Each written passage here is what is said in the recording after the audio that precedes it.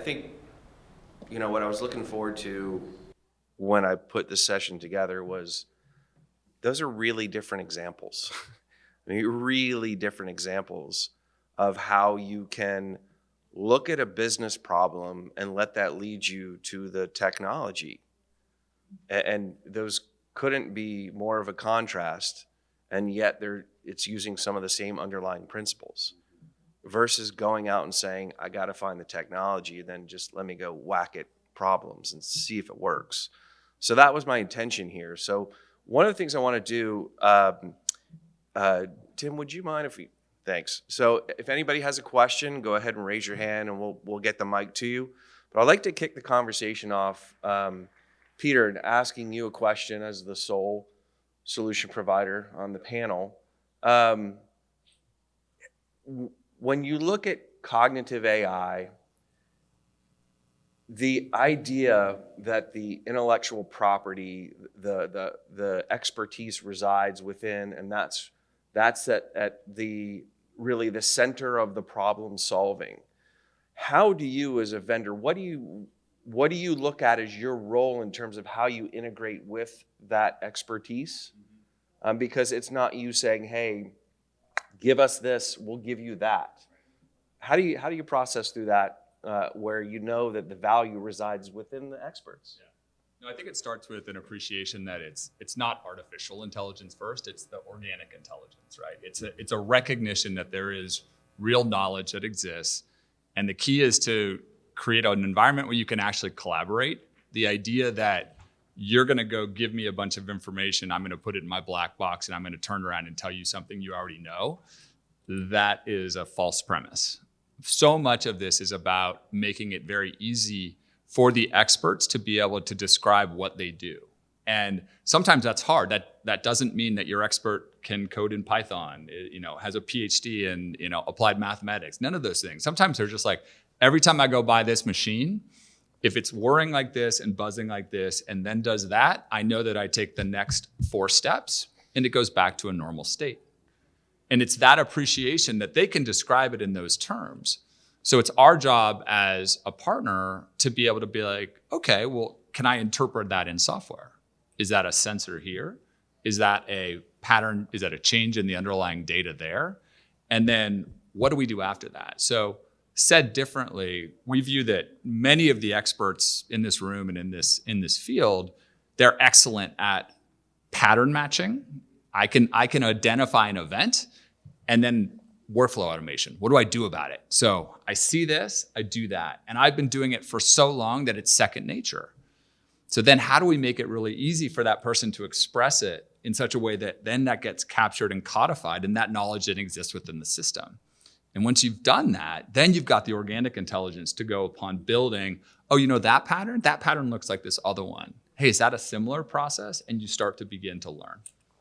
Okay, so one thing I do want to ask based on this approach versus other approaches to this, how do you deal with the fact that the experts aren't always right? It's a great question. I think it gets back to actually one of the points that you guys made was you get a body of work and then you match. This person says that this is the right way to do it. Well, the beauty of the world that we live in is you can measure results, right? You can say this person made the following recommendation or the following change. Here is the impact. Was that the intended impact or not? And you begin to study and determine, okay, actually this person says they're the best at it, but it turns out there's a secondary person who's actually truly the rock star. And you can start to understand who those people are. And then maybe it's a combination of strategies. Maybe it's some 2 or 3 people working together who actually, when they are in the room, they're the ones who are the best. The beauty of it is we live in a world where we're applying closed loop control decisions. So we can measure impact.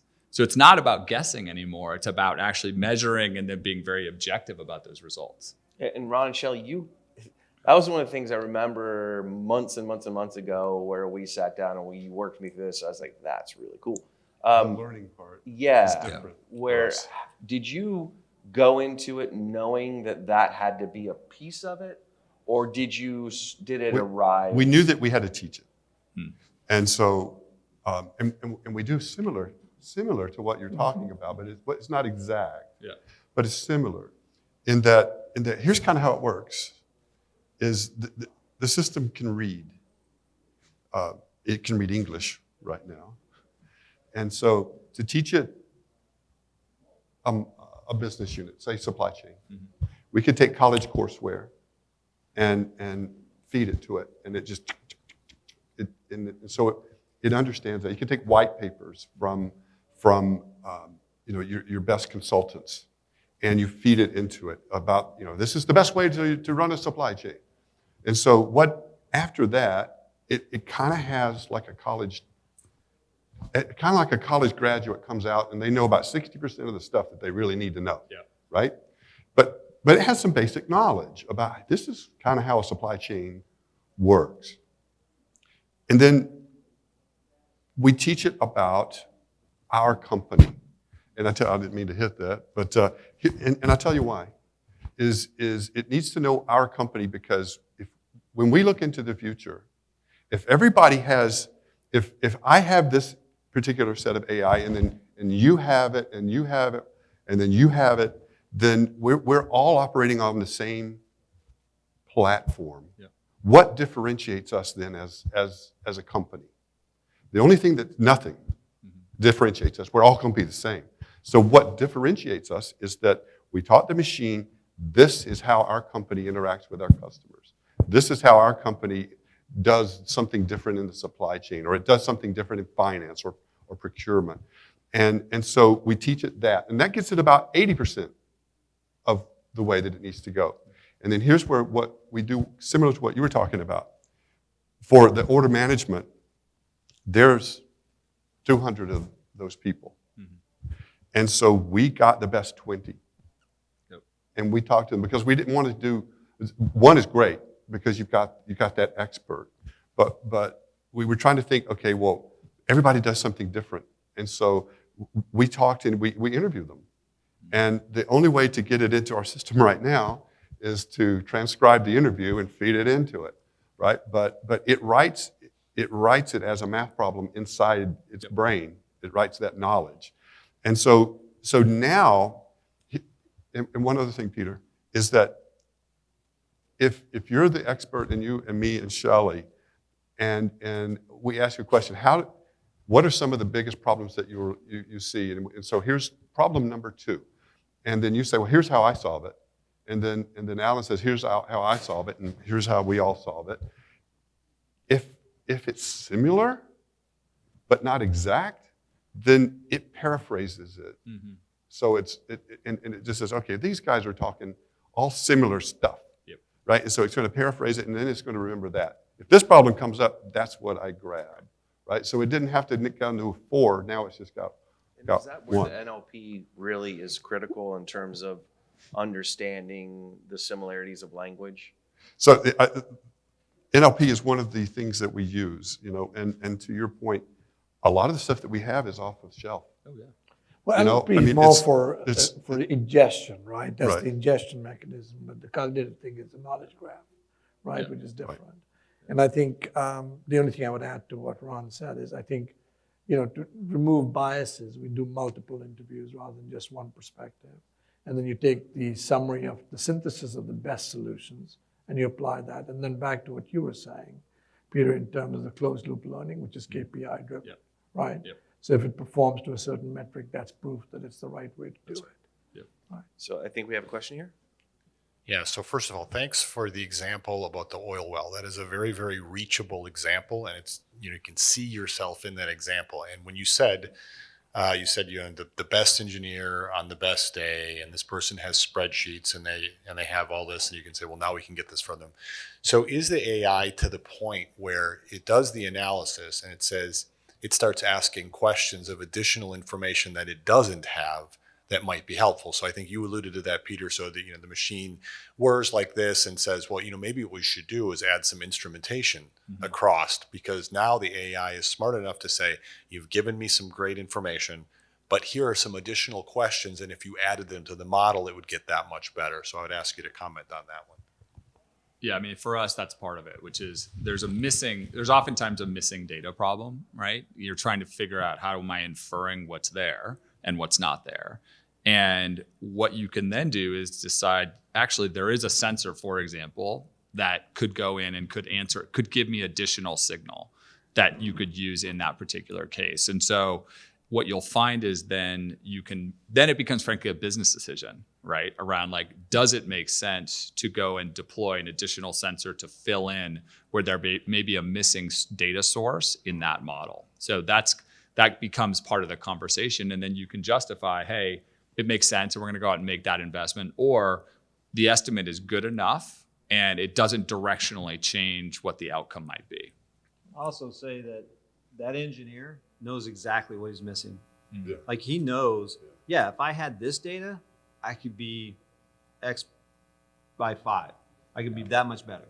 But what I do is this is what I do and this is the outcome, but I know I could be better.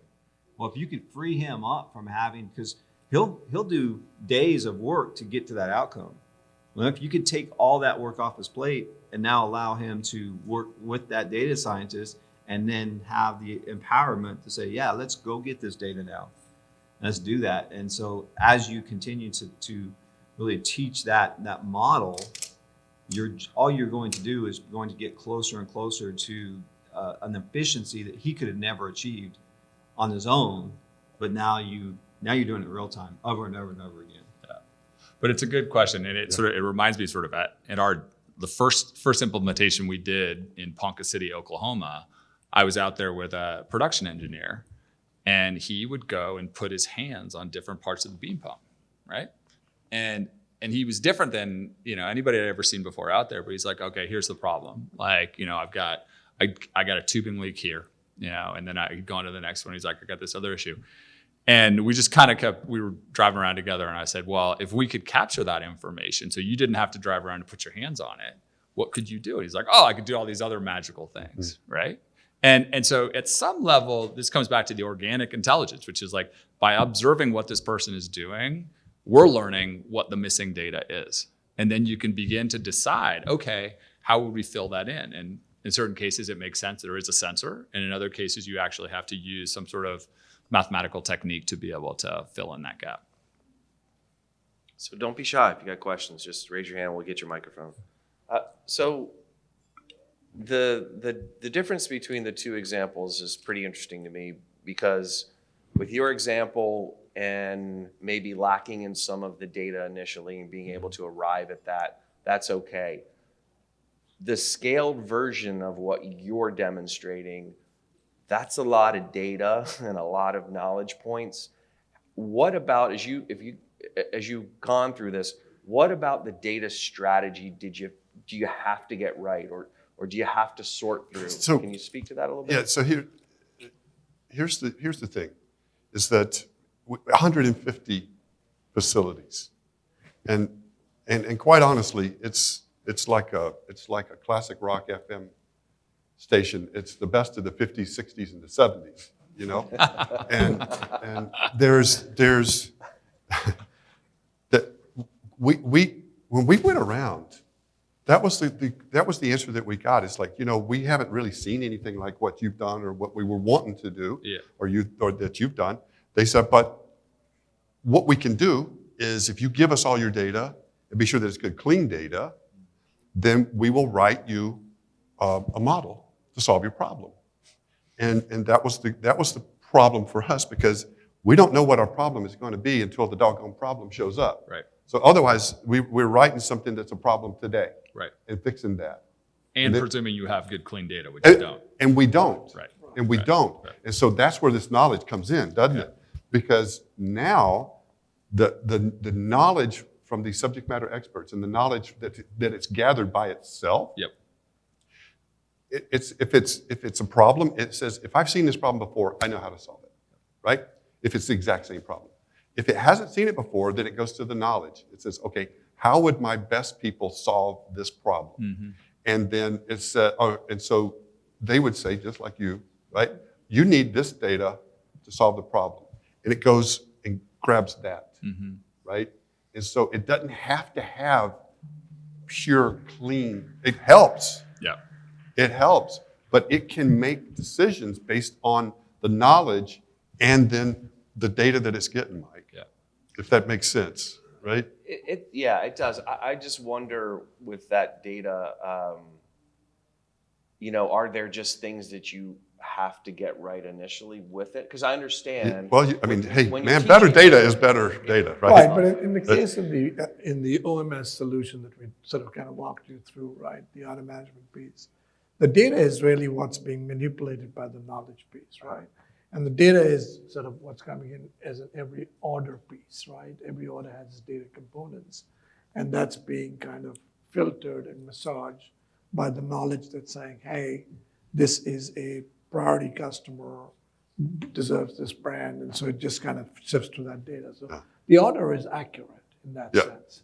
There's no data. But to your point, and we're teaching you how to make paper, like from a paper machine. Yep. And that's a big, giant facility, and it's a lot of data points. Yeah. And that's different. Right, and so not having this vibration that your expert used to go over there and touch and says, okay, it's this pump over here. Yep. It broke 5 years ago, and I know that's the way that it feels or the way that it sounds. Yeah. If you don't have a way to capture that, you'll not know about it. Right. Because your sensor may not work. That's right.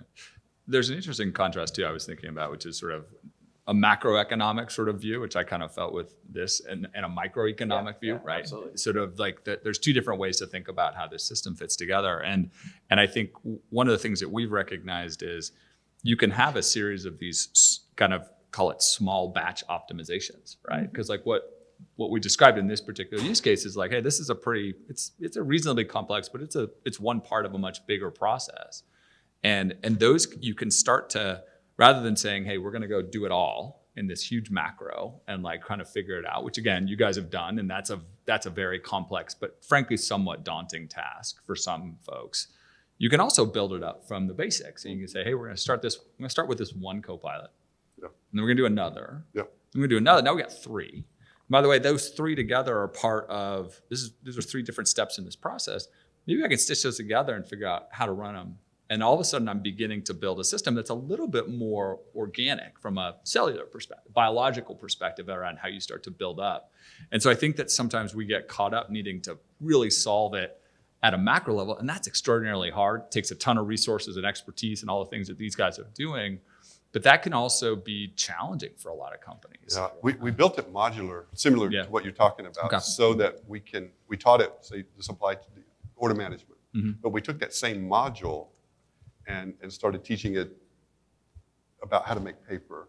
So it also had to learn demand, it had to learn procurement, it had to learn fiber morphology and chemicals that go into the process and stuff. But it's the same module, to your point, right? To me, one of the things that I had the trouble in my head thinking about when we were trying to think of how do we structure something like this was, if you have all of these different modules of AI, how do you orchestrate all of that, right? Yeah. Because it's hard. How do you orchestrate? You got 50 AI modules out there that got their own brand and their own thing that they're doing, and how do you orchestrate all of that? And so the system that you've built, or the system that we've had built for us, you could use that as an orchestrator. That's exactly what we do. It's a great point, because you can wrap each one of these different algorithms as an application, and you can decide where to run the applications and how to run them, and you can get to effectively a hierarchy and an orchestration layer. In some ways, it's Let me similar. just say, Yeah, go ahead. I want to talk towards a problem that no one's talking about. Here's the issue that we've created in this ML and AI world with our operational people. We have lost their confidence and trust that we're going to deliver them value, because for years we've been telling them, go do this work, go get me this data, go put these things in, and we're gonna change your world. And we fail. And then as we continue to do that, it'll be harder and harder to get them to help us to drive value. And that's where the speed has to be impactful, that we have to show them that we can actually deliver what we're telling them. And if we can do that, then we will begin to go down this road where we have people who will get in the ship with us to fix this data problem, to get us contextualization, to get us modeling, to move to a unified namespace, to move to the ability to be able to extract data seamlessly through the Industry 4.0, but do it in a way that is going to impact cybersecurity with the best practices. We have to get there. And so from an end user point, we have to start actually doing what we say we're going to do and delivering the value, or we're just going to continue to widen that gap between OT and IT. Questions? Yep.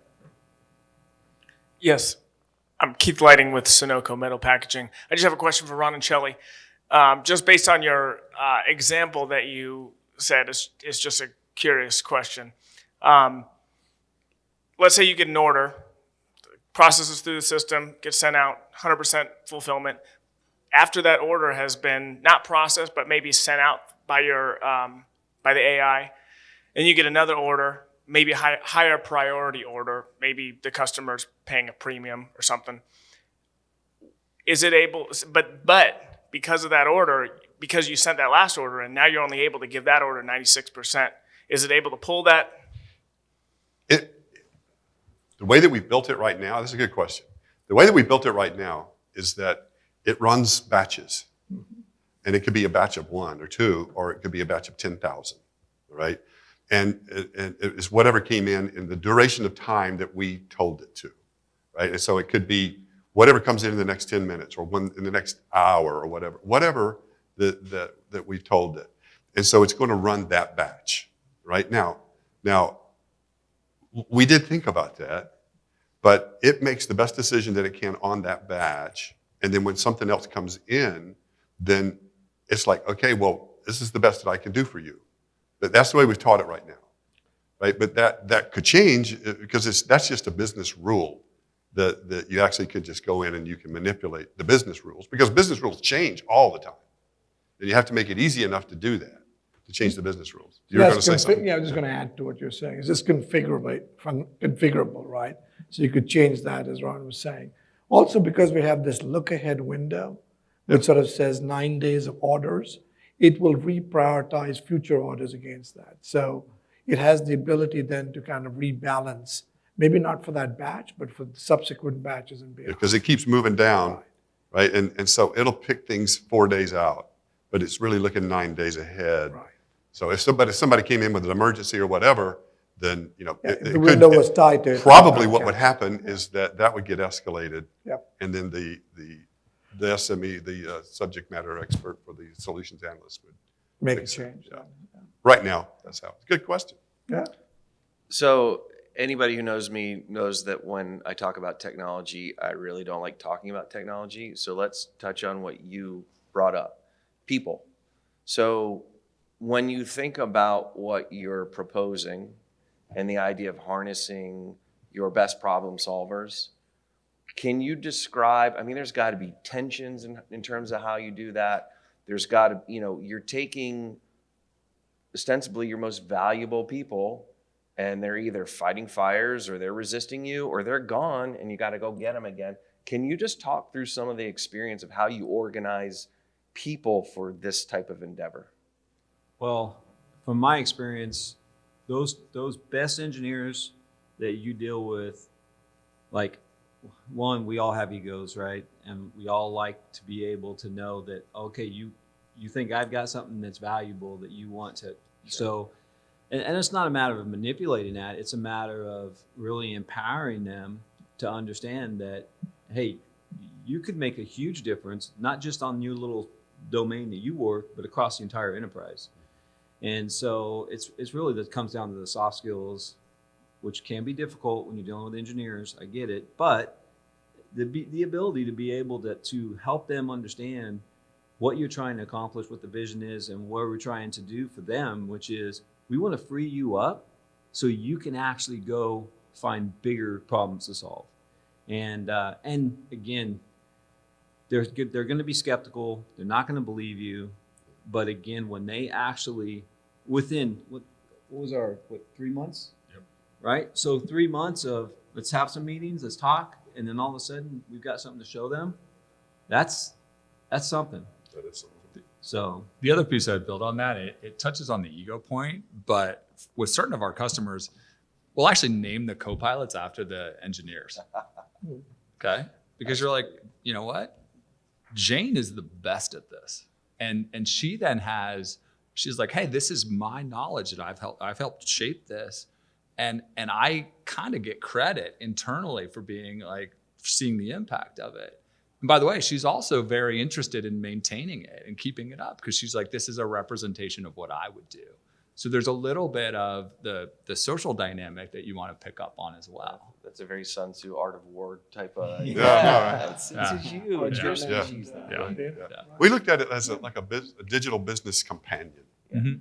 that helps everybody in the enterprise to do their job better, faster. Because if you look at that data that's going to go up, Yeah. oh my God, how are they going to do that? It's not possible. Without something Yep. that's going to be a companion for them to help. It's like Waze, for Mhm. crying out loud. Yeah. Right? The first time you use Waze, who didn't trust it? Right? No, right. I was like, this damn thing is taking me all around town. Yeah. Right? And so I said, I know better. Right? And that meant 2 months later, Yeah. I figured out, no, this damn thing knows better. Yeah. But it's my digital companion. Yeah. now. And that's why we call it a co-pilot, because the idea Yeah, is like, Copilot's a great. yeah, it's that's just a like, great this term. is what We would should you have do? thought of that before. What would you do? It's right? I mean, it strikes me that when you get the output, it's very common sense. Because it's based on human cognition, right? Yeah. We can consume all of that. It just strikes me that getting from this initial process of having people stop doing what they're doing, who are very high value to you, and getting them to really rethink so that they can be pushed out. It's a heavy lift. The experience that we had, and you tell me, was this, and Shelley chime in, was they loved it.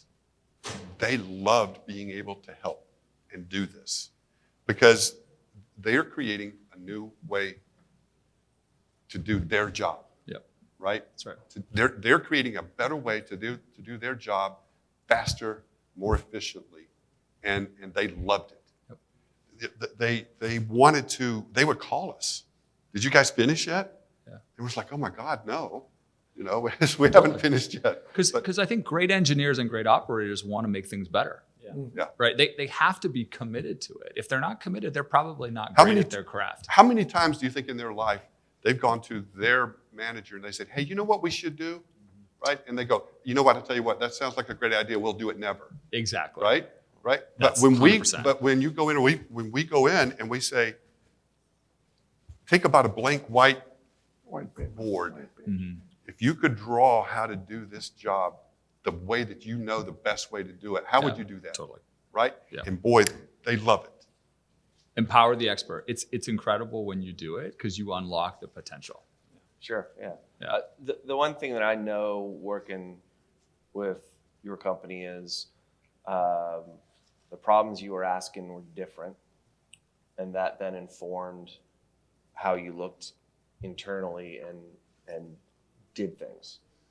How do you start? How do you get in the right frame of mind? How do you work the business into saying, what are the problems what are the questions we need to ask? Because that's really critical. Because you've said it, you've built something because you don't know what problems you're going to encounter, but Right. you have to understand how to be able to frame the questions that are important. That's true. That's true. Any insight on that one? Because I know it's a tough one. It is a tough one, but you have to give it, that's why you have to give it that foundational layer first. Like, for instance, you teach it how to do supply chain. And then you teach it how to do supply chain at Georgia Pacific. And then you teach it how to do order management inside the supply chain within the best way to do it. And so right now, the hardest part is that there's so many different business units. Yep. I mean, we've got a lot of different business units. And so what we're working on right now is a faster way for it to learn. Yeah. And so But I think part of that, to answer your question too, is around, it's about prioritization now. Like, you got to solve something now. And if you do, then you get to solve another something and another something and another something. But you have to get that initial win. Like, in oil and gas 2 years ago, there wasn't that much of an interest, in frankly, a lot of the methane, mitigation and carbon stuff. It just was not a priority. And oil was a, negative, for a very brief period of time. So we have these issues. Now we have a whole bunch of our customers are like, help us with carbon. Like, that's a huge problem. I now have to deal with the fact that I've got, my CEO just made a commitment to a 2030 number and a 2050 number, sort of building on the previous presentation. I have no idea how to get there. So that's another problem to solve. And so the problems are always going to evolve, but if you've shown it's possible to empower these people to solve the problems, they will continue to solve problems. And that's what you want to enable. And then what about looking up the ladder in terms of sometimes there's not a real understanding of what it takes to get something done. There's not a lot of tolerance without a definitive ROI attached to something. Right. Now, I understand, Alan, with what you and Peter were doing, it was a very specific thing. You guys have taken a different, how do you balance that? Because you still got to go convince them it's worth the time and effort versus something else that they heard was really nice and shiny. Can you discuss that a little bit? For us, it was, we have this idea, we really believe that we can do this. And we believe that it could be this much percentage of an increase, right? To start with. And the leadership said, it would just get better, it seems like. And it's like, well, if we can do what we believe that we can do, then it would just continue to get better and better. And he said, so you could use it in different parts of the business. And it's like, well, the overall idea is that it becomes the business. Yeah. Right? And so it's like, okay, well, how much do you need? And so that was our task, is go prove the order management. Yep. Go get one done. Here's one area. Show me what you can do with it. And it was not enlightening. It was almost a rejoice when we saw what it was doing. And the people loved it because it was more, it's not like a dashboard where you see a dial and you see numbers here and I've got to now figure out how to correlate this with that to make a decision. It helped them, based on their knowledge, say, here's the best decisions that I believe of how to solve this problem. 1, 2, 3. Always number one's what it recommends. But it's using their knowledge that they taught it to fix that problem. And unless the business rules change, it's always going to keep learning what they consider the best way to solve the problem. So then, the supposition is that whatever you're willing to teach it about, then you can start to ask questions about that. Yes. So you could effectively translate that to whatever parts of the business you want as you expand. Is that correct? Right. And that's actually what the second project is. Yeah. Go ahead. Go ahead. So that was great what you just said. And now what it made me think of, after you've taught the AI and it's going through this stuff, has it ever come back and surprised you and gave you an answer that was against what you thought was best practice? Yes. Actually, the very first instance. Very First instance. Go ahead, Shelley. Well, so Stupid humans. no. Well, so no, I think, but it was I think enlightening to us. It was very interesting because, the first thing we wanted to understand is what were our principal impedances in delivering a fully executed order. And it came up with X number of issues that we knew of and an X bunch of Y number of issues that we didn't know of. And then it did a rank order prioritization and said, basically, these 5 account for 90% of your problems. The Pareto principle. So if you focus on these 5, 3 easily fixable, 2 that required some new technical help, you cure 90% of the issues, which was a revelation because none of them in the business thought of it that way. No, it said, Right off the top. you got 26 problems. And we went, what? right? But these 5 are associated with 90% of those 26. And so, but then the issue became if you solve one, it screwed this other one up a little Yep. bit. So we needed to teach it how to help us figure that out. But that was the very first thing that it showed that, you know, and it kind of proved to us that it was working, Right. you know? I don't want to give specific numbers, but that's okay. Yeah. Okay, so how about closing comments, 20, 30 seconds each? You know, what has this, you know, why this approach? Does it prohibit any other approach? Do you combine, you know, different approaches? Just if you can give me your final thoughts. No, I think the whole point is there are many different approaches. I agree with one of the first comments earlier, which is there's not going to be one approach. There's not one algorithm or otherwise that solves these problems. It really is an ecosystem or sort of more of an organic approach to addressing these challenges. And so the more that the software and the AI and otherwise is open to that, the more likely we are to find much better longer term outcomes. And eventually we will get autonomous systems. And an autonomous system is a system that is learning on its own, right? And that is incredibly powerful, a little bit scary, but incredibly powerful, and will be, I think, what we all need to be building towards.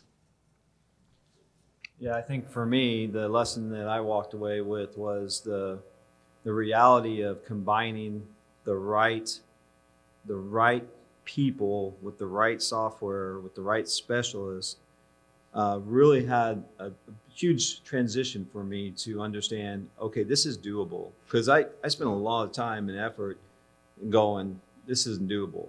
Like the effort to clean the data, to model the data, it's overwhelming and we're not going to get it done. We're never going to get anywhere with what we have. We got to build from scratch.